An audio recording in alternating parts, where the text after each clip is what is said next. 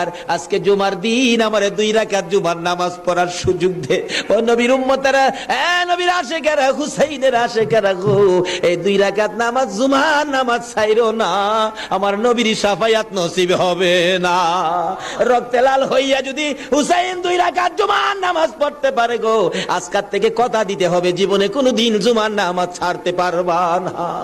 জুমার নামাজ আদায় করতে সময়টুকুন দিলে নামাজ শুরু করে দিলেন, রুকু সিজদার কাজ শেষ করে তাশাহুদে বসে সালাম ফিরানের আগ পর্যন্ত কাছাকাছি বসে বসে এই যে সৈন্যরা নামাজের ভিতরে প্রত্যক্ষদর্শীরা বলেন এক একটা করে তীর মারে হুসাইনের গায়ে। ডান দিক দিয়ে যদি তীরটা মারতো, বাম দিক দিয়ে বেরিয়ে যাইতো, সামনে দিয়া মারলে পিছন দিয়া বেরিয়ে যায়, এই কিসিমের তীর গো। নামাজের ভিতরে বাহুতুরটা তীর লাগাইছে।